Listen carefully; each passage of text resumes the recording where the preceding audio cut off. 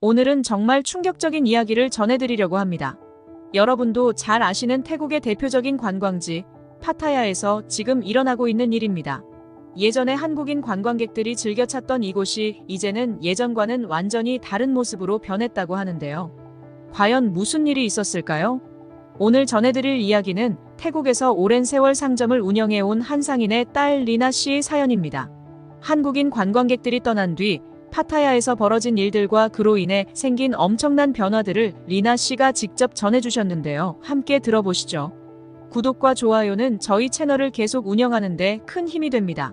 여러분의 소중한 클릭 하나가 콘텐츠 제작에 큰 도움이 되니 잊지 말고 눌러주세요. 그럼 이제 본격적으로 이야기를 시작해보겠습니다. 안녕하세요. 저는 리나라고 합니다. 저는 태국 파타야에서 태어나 자랐고 우리 가족은 이곳에서 작은 기념품 상점을 운영하며 생계를 꾸려왔어요. 파타야는 관광객들 덕분에 항상 활기찬 곳이었고 저희 가게도 한국인 관광객들이 자주 찾아오면서 늘 붐볐습니다. 한국인 관광객들은 정말 친절하고 예의 바른 손님들이었어요. 물건을 살 때도 까그려고 하지 않고 정가를 지불하는 경우가 많았죠.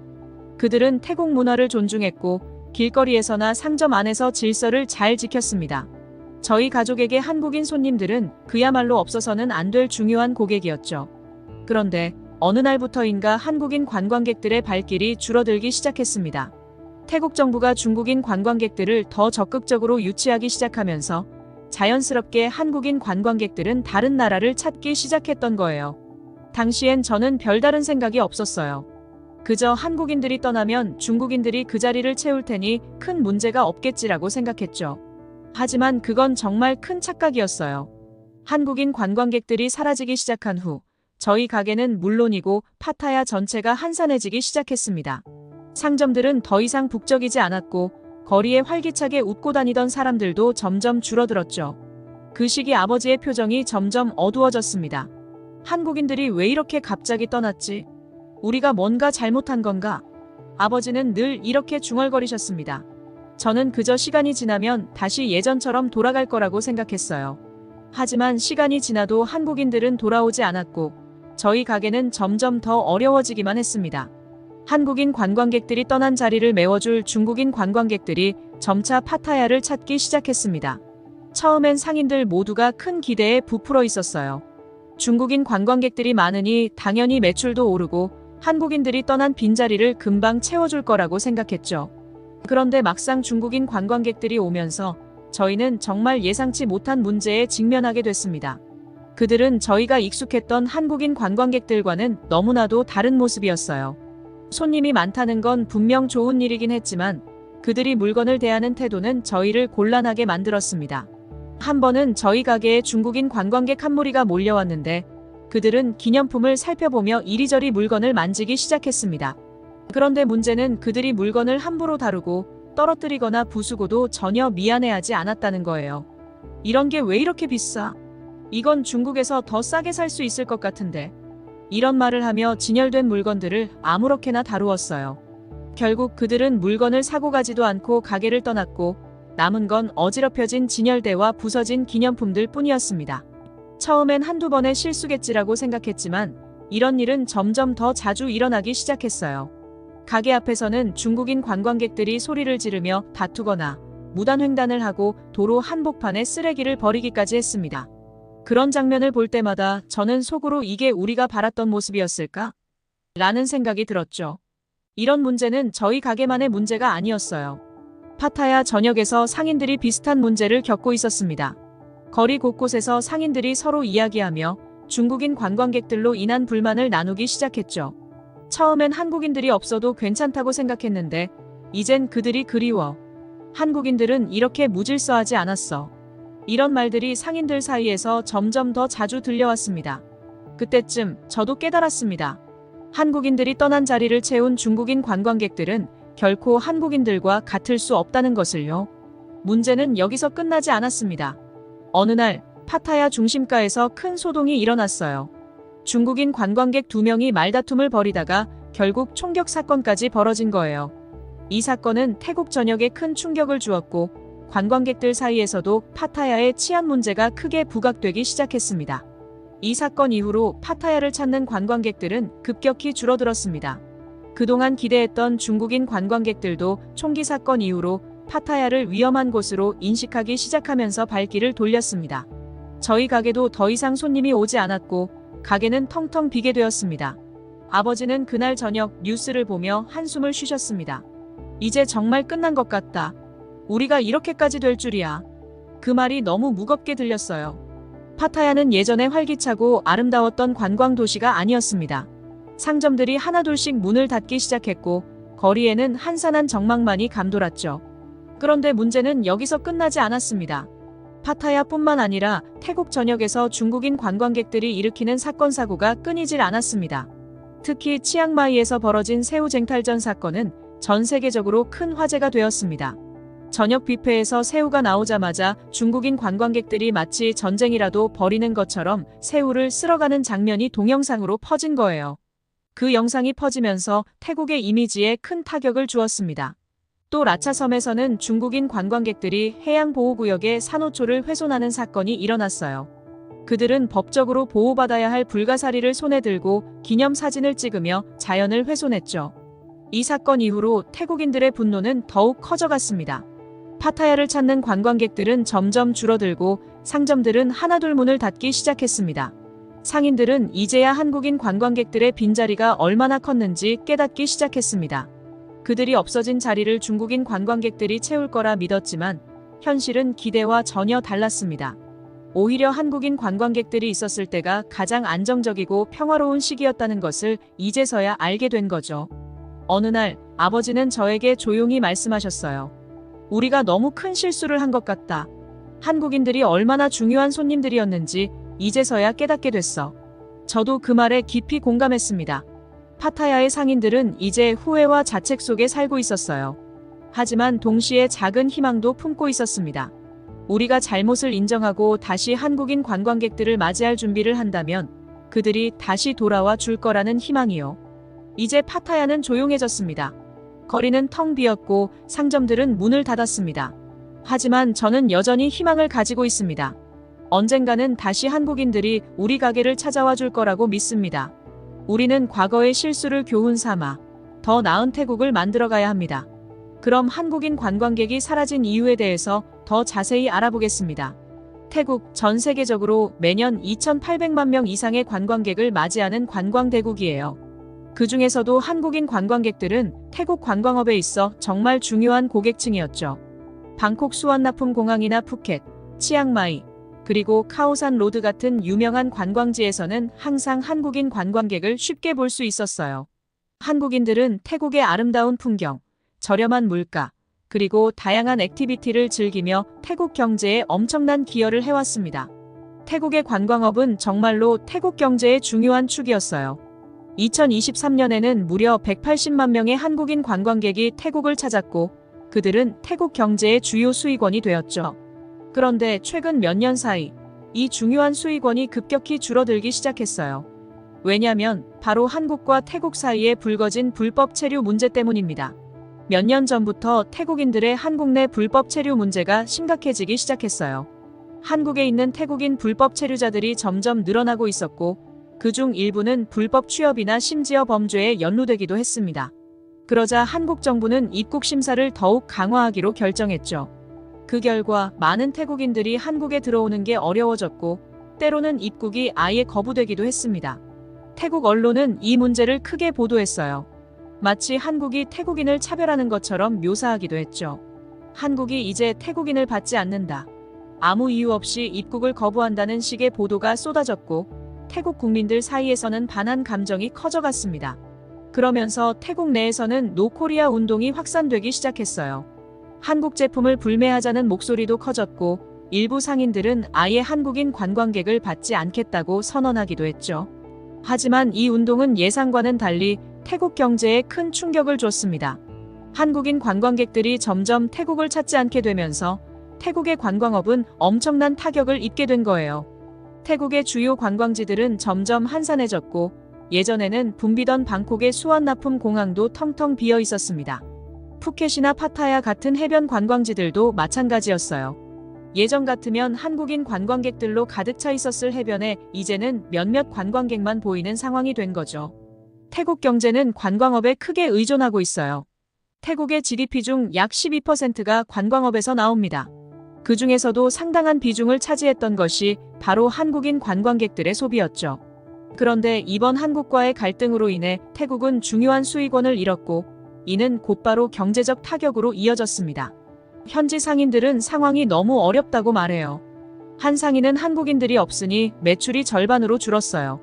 예전에는 한국인 손님들이 주로 찾아주던 가게였는데 이제는 손님 자체가 거의 없어요라며 한숨을 내쉬었습니다. 또 다른 상인은 가게 문을 닫아야 할지 고민 중이에요. 한국인 손님들이 차지하는 비중이 컸는데 이대로는 도저히 장사를 이어갈 수가 없어요라고 말했습니다. 이런 상황에서 태국 정부는 관광업을 살리기 위한 다양한 방법을 모색하기 시작했어요. 그중 하나가 바로 DXX라고 불리는 불법 약물의 합법화였습니다. 원래 불법이었던 DXX를 합법화해서 관광업을 활성화시키고 동시에 농민들의 소득도 늘리겠다는 계획이었죠. 이 정책이 시행되자 태국 전역에서 DXX 재배 열풍이 불기 시작했습니다. 벼농사나 고무농장을 짓던 농민들은 DXX 묘목을 심기 시작했고 DXX 관련 상품들이 쏟아져 나왔습니다. 태국 곳곳에서는 DXX 추출물이 들어간 식품이나 음료, 심지어 화장품까지 팔리기 시작했어요. 하지만 이 정책은 기대와는 달리 부작용도 많이 생겼습니다. 특히 일부 외국인 관광객들이 자신도 모르게 DXX가 들어간 음식을 섭취하는 일이 발생했죠. 대마가 들어간지 몰랐어요. 그냥 태국 음식인 줄 알았는데 나중에 알고 나니 너무 당황스러웠습니다 라고 한 한국인 관광객은 말했어요. 특히 한국처럼 DXX가 불법인 국가의 관광객들에게는 큰 충격이었습니다. 이런 일들이 이어지면서 태국에 대한 이미지가 점점 나빠졌고 일부 관광객들은 태국 방문을 꺼리기 시작했죠. 더 심각한 문제는 태국 내 치안 문제였습니다. 태국은 총기 소지가 합법인 나라예요. 그래서 총기 범죄가 일어나는 일이 적지 않죠. 최근에는 방콕 시내 한복판에서 총격 사건이 일어나 외국인 관광객이 사망하는 사건까지 발생했습니다. 이런 사건이 터지자 외국인 관광객들은 태국 여행을 망설이게 되었어요. 태국이 위험하다는 인식이 점점 퍼지기 시작한 거죠. 범죄율도 계속해서 높아지고 있어요. DXX가 합법화되면서 범죄 조직이 활발히 활동하고 있다는 보고도 있습니다. 이런 분위기 속에서 외국인 관광객들은 더 이상 태국에서 안전하다고 느끼지 못하게 되었죠. 태국 정부는 이런 문제를 해결하기 위해 중국 경찰을 초청해 함께 치안을 강화하려고 했어요. 하지만 이 계획은 오히려 태국 국민들의 강한 반발을 불러일으켰습니다. 왜 우리나라의 치안을 외국 경찰에게 맡기냐는 비난이 쏟아졌고 결국 태국 정부는 이 계획을 취소할 수밖에 없었어요. 이미 국민들의 신뢰는 떨어진 상태였고 정부의 이런 대응은 오히려 불만을 더욱 키우는 결과를 낳았죠.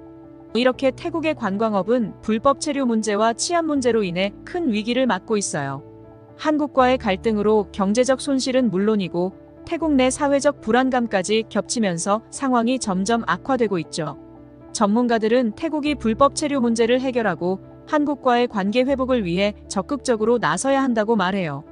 또한 치안 문제도 근본적으로 해결하지 않으면 관광업 회복은 어렵다고 지적하고 있습니다. 현재 태국 내 일부 상인들은 한국인 관광객들을 다시 유치하기 위한 노력을 하고 있어요. 한국인 손님 여러분, 다시 태국에 와주세요라는 문구를 내건 가게도 있고 SNS를 통해 사과의 메시지를 전하는 상인들도 있습니다. 우리가 잘못했습니다. 여러분을 다시 태국에서 만나고 싶습니다. 라는 진심 어린 메시지가 퍼지고 있어요. 하지만 여전히 갈등은 남아 있습니다. 태국 정부는 한국과의 관계 회복을 위해 더 구체적인 조치를 취해야 할 필요성이 커지고 있어요. 불법 체류자 문제를 해결하고 입국 심사 강화에 대한 명확한 설명이 필요합니다. 또한 치안 문제를 해결하지 않으면 태국을 찾는 관광객들은 계속해서 줄어들 수밖에 없어요. 태국과 한국 두 나라는 오랜 시간 동안 좋은 관계를 유지해왔습니다. 하지만 이번 사태는 그 신뢰가 얼마나 쉽게 무너질 수 있는지를 보여줍니다. 갈등을 해결하기 위해서는 상호 이해와 협력이 필요합니다. 태국이 다시 한번 세계적인 관광지로서의 명성을 되찾기 위해서는 그들이 직면한 문제들을 해결하려는 진정한 노력이 필요합니다. 태국의 관광업이 언제쯤 다시 회복될지는 아직 알 수 없어요. 하지만 분명한 것은 현재의 갈등이 계속된다면 그 피해는 고스란히 태국의 경제와 사회에 돌아올 것이라는 점입니다. 태국은 이제 변화가 필요한 중요한 시점에 서 있는 것 같습니다. 그럼 또 다른 사연을 알아보겠습니다. 태국의 한 작은 가게에서 벌어진 놀라운 이야기를 전해드리려고 합니다. 감정적인 소용돌이 속에서 한 상인이 겪은 고군분투와 반전 결말까지 여러분의 마음을 움직일 감동적인 이야기가 기다리고 있습니다. 그럼 이야기를 시작해볼까요? 방콕의 카오산 로드는 전 세계 배낭 여행자들이 모이는 태국의 대표적인 관광지입니다. 이곳에서 마이라는 상인은 할아버지로부터 물려받은 작은 로컬 음식점을 운영하고 있었습니다.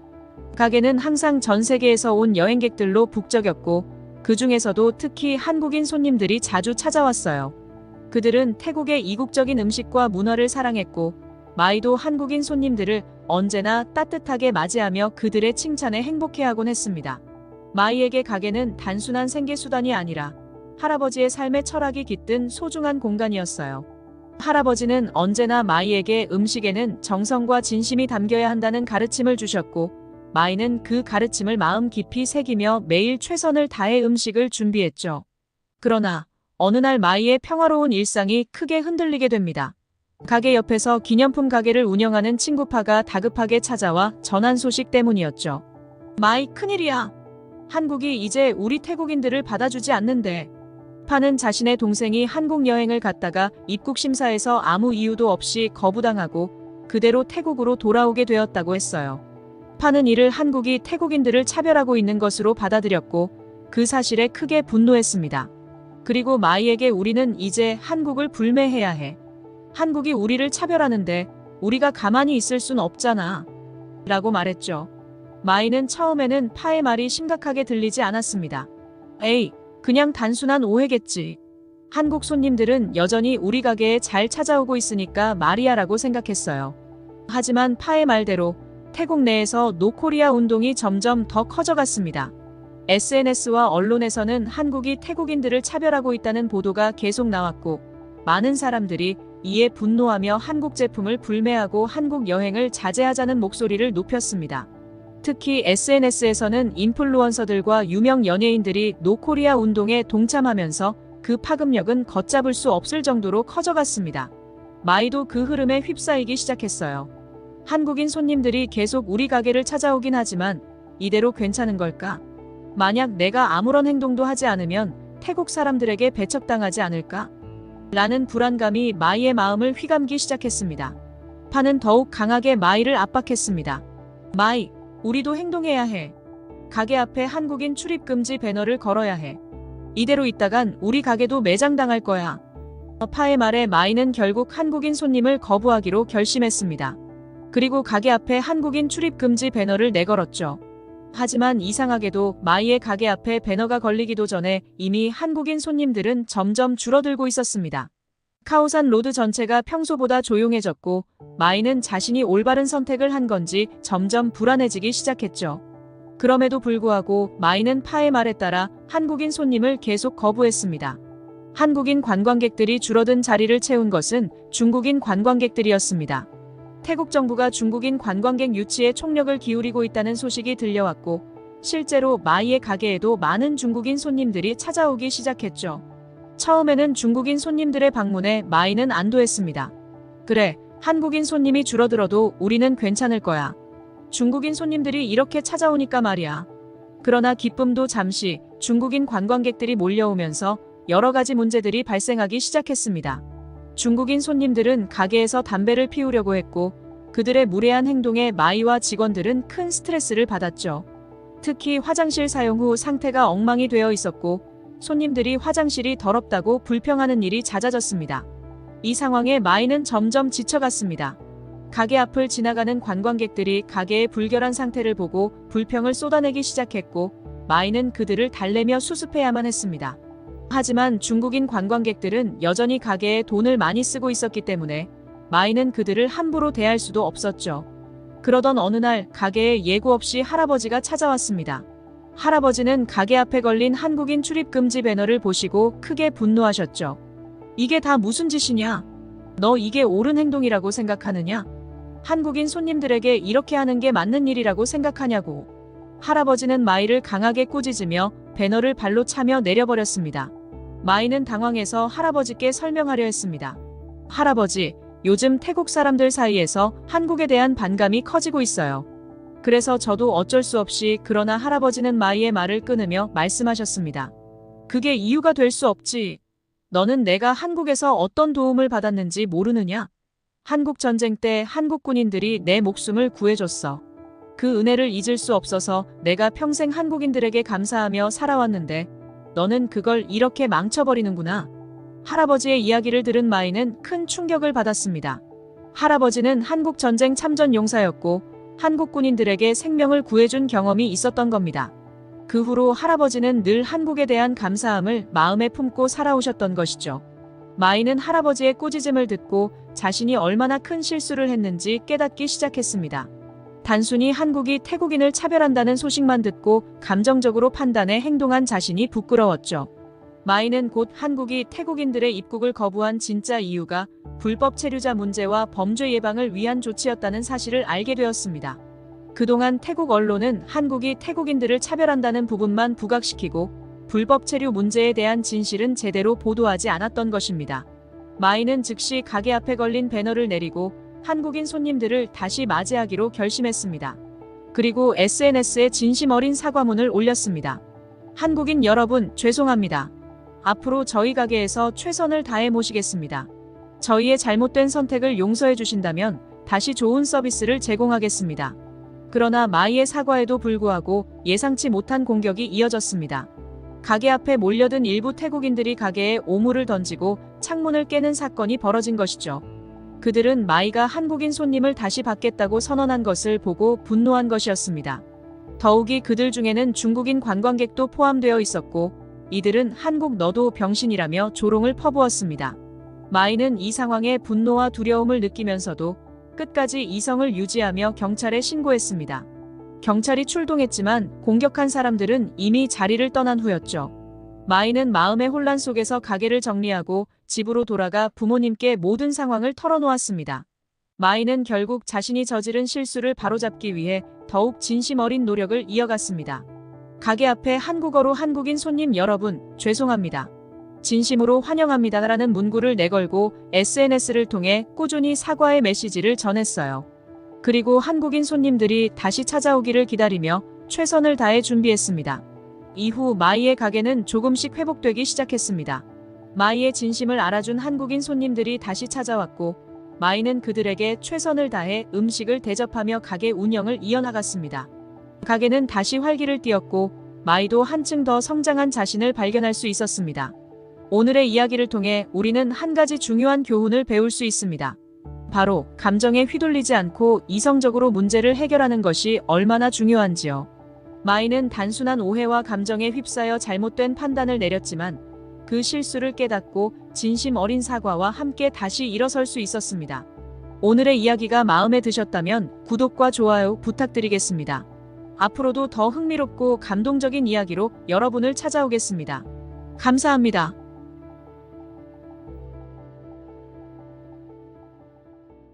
오늘은 한국 문학의 자랑스러운 순간, 바로 한강 작가의 노벨 문학상 수상에 대해 이야기해 보려고 합니다. 한강 작가가 한국 최초로 노벨 문학상을 수상한 소식은 전 세계적으로 큰 반향을 일으키고 있습니다. 한강 작가는 소년이 온다, 채식주의자 등 깊이 있는 작품들로 이미 한국뿐 아니라 국제문학계에서도 큰 주목을 받아왔죠. 그런데 이 위대한 성취에 대해 중국 내 일부 누리꾼들 사이에서는 의외의 부정적인 반응이 나오고 있어 논란이 되고 있습니다. 중국의 주요 매체들, 예를 들어 신화통신 등은 한강 작가가 심오한 주제와 독특한 서사 스타일로 유명한 작가라며 높이 평가했습니다. 그러나 일부 중국 누리꾼들은 자국 작가인 잔리가 수상하지 못한 것에 대한 아쉬움과 실망감을 드러내며 한강 작가의 수상에 대해 불만을 표출했습니다. 그렇다면 이 반응은 어디에서 기인한 것일까요? 그리고 이 반응에 대한 더 넓은 시각은 무엇일까요? 오늘 이 영상에서 함께 알아보겠습니다.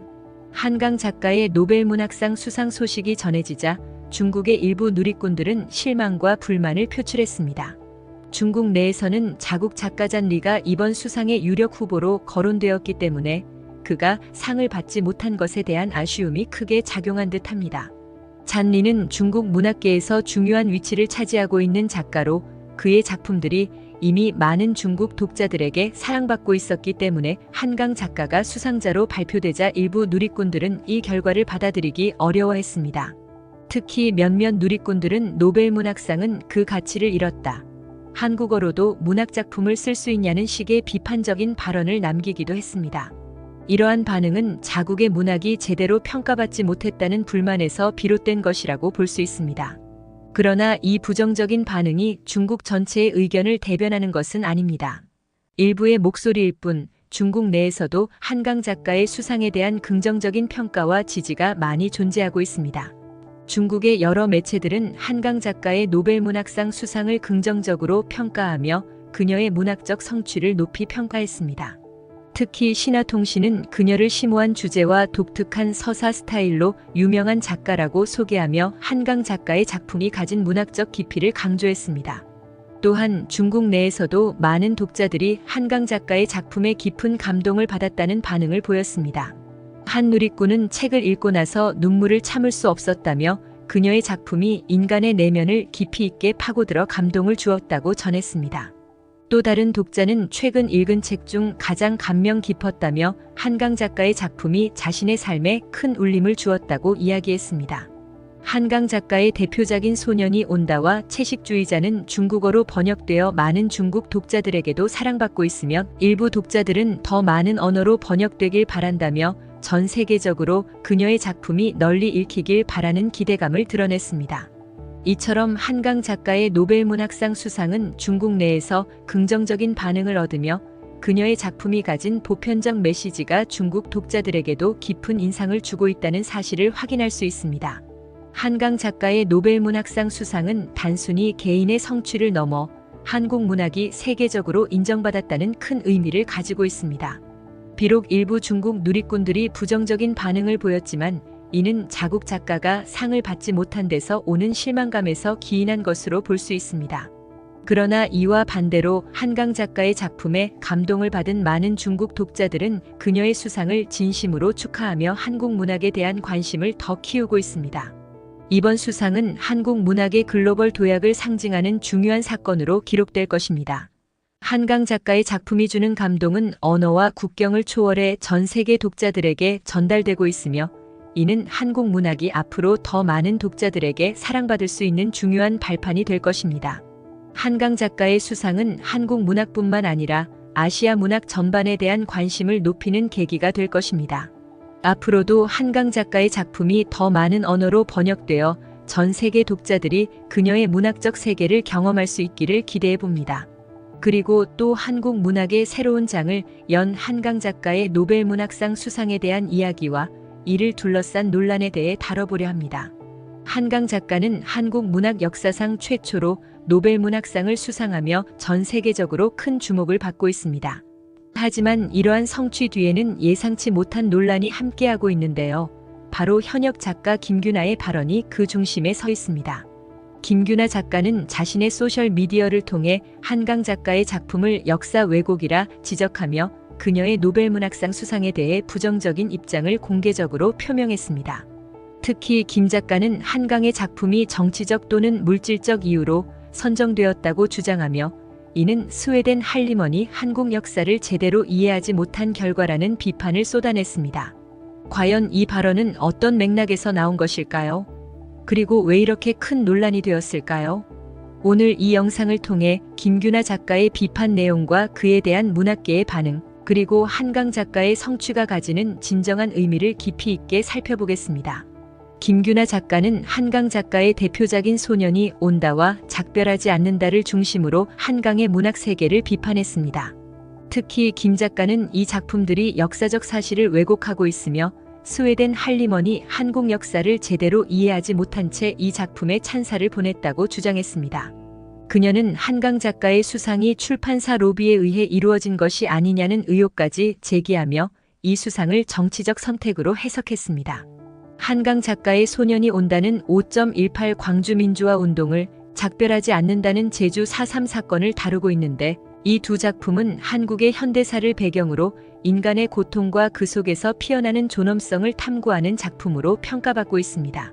그러나 김규나 작가는 이러한 한강의 문학을 역사적 진실을 왜곡한 작품이라고 강하게 비판하며 한강 작가가 노벨문학상을 수상할 자격이 없다고 주장했습니다. 김 작가는 특히 스웨덴 할리먼이 발표한 한강 작가는 역사적 트라우마에 맞서고 인간 삶의 연약함을 드러내는 강렬한 시적 문학을 썼다는 심사평을 두고 이들이 한국의 역사를 제대로 알지 못하고 있는 것이라고 비판했습니다. 그녀는 이러한 평가가 한국 현대사의 비극을 단순히 외국의 시선에서 잘못 해석한 결과라고 주장하며 노벨문학상이라는 권위 있는 상이 정당하게 주어지지 않았다고 의혹을 제기했습니다. 또한 김규나 작가는 노벨문학상이 동양권 작가에게 주어졌어야 한다면 한강이 아닌 중국의 옐렌커가 받아야 마땅하다고 주장했습니다. 그녀는 옐렌커의 문학적 깊이와 감동이 한강의 작품보다 훨씬 뛰어나다고 언급하며 한강의 수상은 정치적 판단에 의한 결과일 가능성이 크다고 강조했습니다. 김규나 작가가 한강과 함께 언급한 옐렌커의 랭커는 중국 현대 문학계에서 매우 중요한 위치를 차지하고 있는 작가입니다. 옐렌커는 중국의 근현대사를 배경으로 한 여러 작품을 통해 중국 사회의 어두운 면을 탐구하며 정치적 비판과 사회적 성찰을 담아내는 것으로 유명합니다. 그는 사실주의와 상징주의를 결합하여 중국 내에서 뿐만 아니라 국제적으로도 높은 평가를 받고 있습니다. 김규나 작가는 옐렌커와 한강을 비교하며 한강의 작품이 무게와 질감에서 품격과 감동이 부족하다고 지적했습니다. 그녀는 옐렌커의 작품이 한강의 작품보다 문학적 깊이와 감동의 수준이 훨씬 뛰어나다고 평가하며 노벨문학상이 옐렌커가 아닌 한강에게 돌아간 것은 잘못된 선택이라고 주장했습니다. 그러나 문학평론가들은 이 비교가 단순한 문학적 취향의 차이를 넘어서 정치적 편향성에서 비롯된 것이라는 분석을 내놓기도 했습니다. 한강과 옐렌커는 서로 다른 사회적 배경과 역사적 경험을 바탕으로 작품을 써왔으며 그들의 문학적 목표와 표현 방식 역시 크게 다릅니다. 따라서 두 작가를 단순히 문학적 수준만으로 비교하는 것은 무리라는 의견도 많습니다. 한강 작가의 작품은 한국 현대사의 비극을 넘어 인간의 보편적인 고통과 연약함을 탐구하며 이를 강렬한 시적 표현으로 승화시켰다는 점에서 높은 평가를 받고 있습니다. 이는 옐렌커와 같은 다른 작가들이 추구하는 방향과는 다른 문학적 길일 뿐 그 자체로 비교할 수 없는 가치를 지닌다는 것이 많은 문학 전문가들의 의견입니다.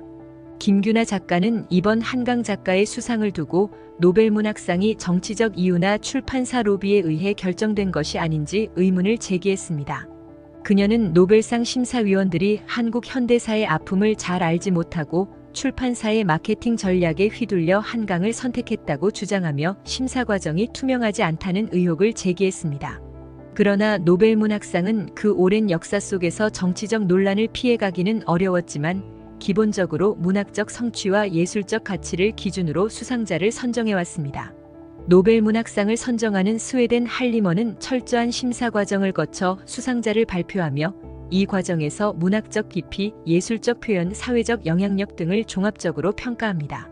한강 작가의 작품이 노벨문학상을 수상한 이유는 그녀의 작품이 단순히 역사적 사건을 나열하는 것이 아니라 그 사건 속에서 인간의 고통과 존엄성을 깊이 있게 탐구한다는 점에서 큰 평가를 받았기 때문입니다. 또한 그녀의 작품은 한국 현대사의 비극을 다루면서도 보편적인 인간의 감정을 표현하는 데 탁월한 능력을 보여주었으며 이는 전 세계 독자들에게 공감을 불러일으켰습니다.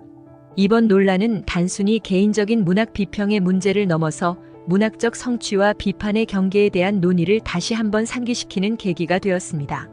김규나 작가의 발언은 한강 작가의 노벨문학상 수상 자체를 부정하는 것이었으며 그 과정에서 출판사와 노벨상 심사위원회에 대한 의혹까지 제기되었습니다. 그러나 노벨문학상 수상은 단순한 정치적 선택이나 상업적 로비의 결과로 볼 수 없는 깊이 있는 문학적 성취를 바탕으로 이루어졌다는 점에서 많은 문학 전문가들은 김규나 작가의 주장을 반박하고 있습니다. 한강 작가는 소년이 온다와 작별하지 않는다를 통해 한국 현대사의 비극을 정면으로 다루며 그 속에서 인간의 보편적 고통과 연약함을 섬세하게 풀어내었습니다. 이번 사건을 통해 우리는 문학 비평의 자유와 그 한계를 다시 한번 생각해보게 됩니다. 문학은 다양한 해석과 평가가 공존할 수 있는 예술의 영역이지만 그 과정에서 객관적인 평가 기준과 문학적 성취에 대한 존중이 지켜져야 한다는 사실도 잊어서는 안 됩니다. 한강 작가의 노벨문학상 수상은 단순히 한국 문학의 성취를 넘어 세계 문학의 새로운 방향을 제시하는 중요한 사건입니다.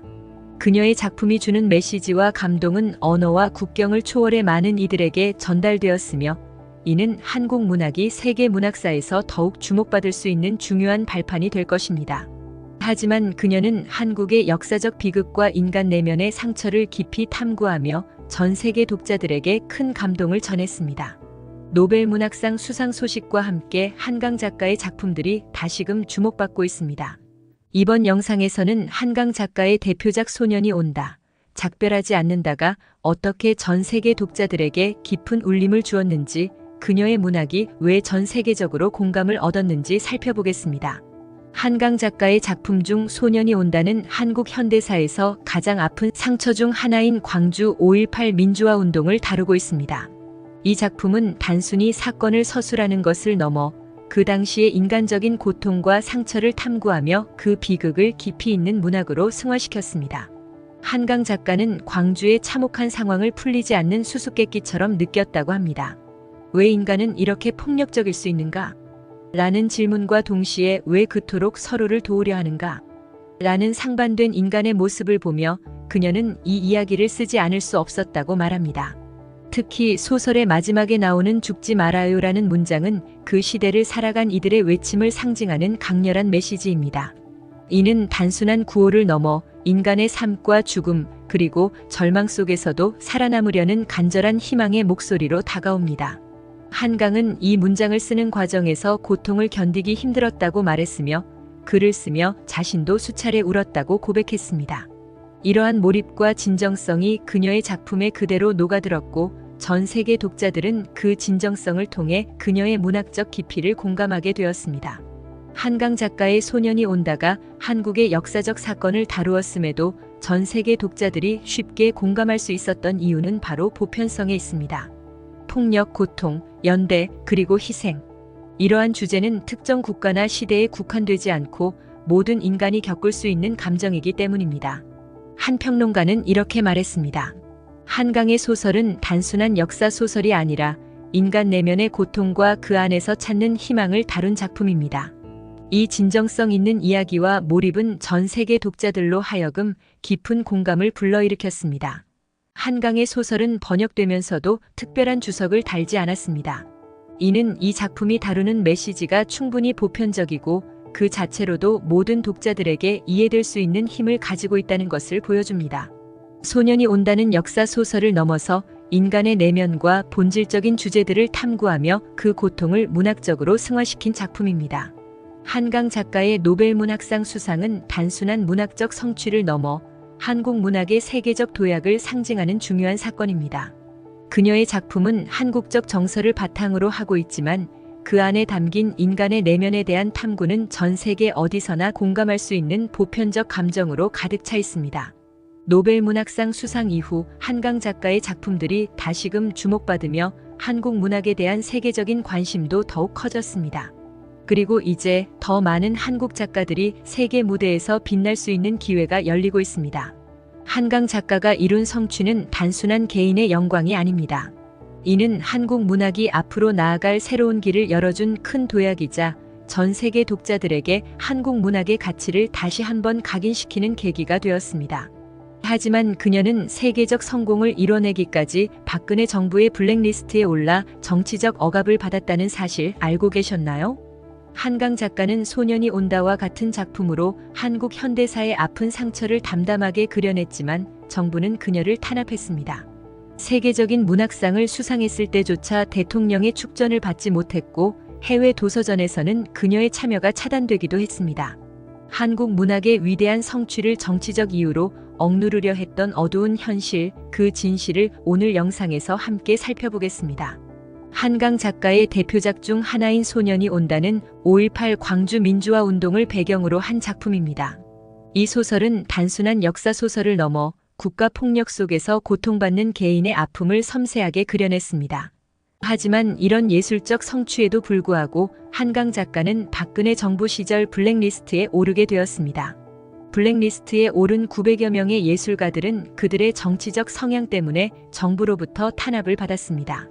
한강 작가도 그중 한 명이었고 그녀의 작품 활동 역시 방해받았습니다. 특히 2016년 파리 도서전에서 프랑스 주최 측이 한강 작가를 초청했지만 문화체육관광부는 한강 작가의 배제를 지시했습니다. 이는 예술적 성취를 정치적 이유로 가로막으려는 정부의 행태를 단적으로 보여주는 사건이었죠. 뿐만 아니라 한강 작가의 소설 소년이 온다는 정부 예산으로 공공도서관에 비치되는 사업에서 제외되었습니다. 그리고 맨부커상을 수상했을 때도 박근혜 전 대통령은 축전을 보내는 것을 거부했습니다. 한국 문학이 세계적으로 인정받고 있음에도 불구하고 국내에서는 이런 억압과 탄압을 겪었던 것입니다. 한강 작가뿐만 아니라 당대 최고의 감독들인 봉준호, 박찬욱, 황동혁 감독 역시 블랙리스트에 올라 억압받았습니다. 블랙리스트에 오른 예술가들은 공공기관에서 배제되고 정부 지원도 차단되었습니다. 이는 단순한 정치적 억압을 넘어 예술의 자유를 근본적으로 훼손한 사건이었습니다. 예술은 사회를 비추고 권력을 감시하며 인간의 감정을 가장 진실하게 표현하는 수단입니다. 그러나 블랙리스트는 예술의 이러한 역할을 억누르려 했습니다.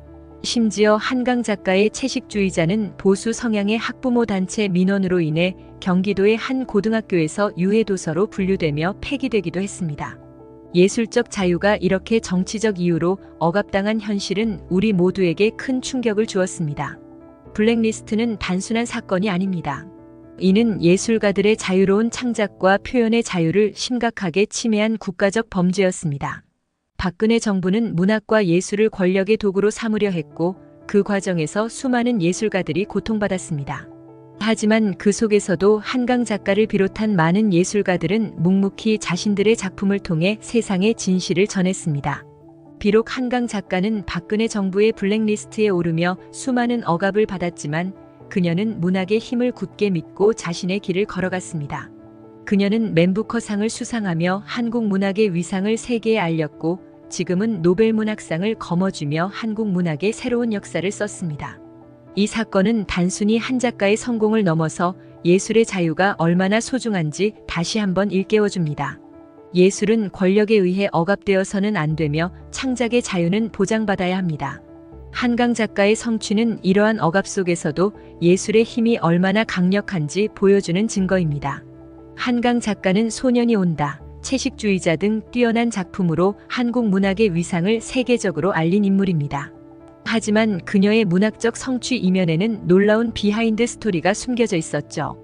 노벨 문학상을 수상하며 전 세계 문학계에 한국 문학의 저력을 알린 그녀는 과거 박근혜 정부의 블랙리스트에 올라 문화적 탄압을 받았던 인물 중 한 명이기도 했습니다. 어떻게 한강 작가는 이런 정치적 억압을 이겨내고 결국 세계적인 문학적 성취를 이뤄냈을까요? 한강 작가는 자신조차도 노벨 문학상 수상 소식을 처음 들었을 때 믿을 수 없었다고 합니다. 심지어 이 소식을 보이스피싱이 아닐까 의심할 정도였죠. 문학계 선배이자 그녀의 아버지인 한승원 작가 또한 처음엔 딸의 수상 소식을 믿지 못했다고 합니다. 한국 문학 역사에 길이 남을 이 위대한 순간이 사실 그녀의 고난과 억압을 딛고 이룬 성취라는 사실이 더 큰 감동을 주고 있습니다. 오늘 우리는 한강 작가가 겪었던 블랙리스트 사건, 그리고 그 이면에 숨겨진 한국 사회의 정치적 어두운 단면을 함께 살펴보려고 합니다. 그녀가 어떻게 정치적 탄압 속에서도 문학적 신념을 지키며 한국 문학을 세계적으로 알릴 수 있었는지 그 과정을 차근차근 따라가 보겠습니다. 한강 작가는 그녀의 대표작 소년이 온다를 통해 한국 현대사에서 가장 아픈 상처 중 하나인 5.18 광주 민주화 운동을 다루며 큰 반향을 일으켰습니다. 이 작품은 단순한 역사 소설을 넘어서 국가 폭력에 희생된 개인들의 고통과 그 안에서 피어나는 인간의 존엄을 섬세하게 그려냈습니다. 한강은 광주 민주화 운동의 참상을 간접적으로 경험했으며 이를 통해 인간의 폭력성과 연대에 대한 깊은 성찰을 작품에 담아냈습니다. 하지만 이처럼 역사적 비극을 다룬 작품은 당시 박근혜 정부의 눈밖에 나게 되었고 그 결과 한강 작가는 블랙리스트에 오르게 되었습니다. 900여 명이 넘는 예술가들이 이 리스트에 올라 있었고 그중 한강 작가도 포함되었습니다. 한강 작가가 이 리스트에 오른 이유는 바로 그녀가 다룬 5.18 민주화 운동이라는 민감한 주제 때문이었습니다. 블랙리스트는 박근혜 정부가 정치적 성향이 다른 예술가들을 탄압하기 위해 만든 것으로, 이 명단에 오른 예술가들은 정부 지원에서 배제되고 그들의 작품은 공공기관에 배치되거나 홍보되지 못했습니다.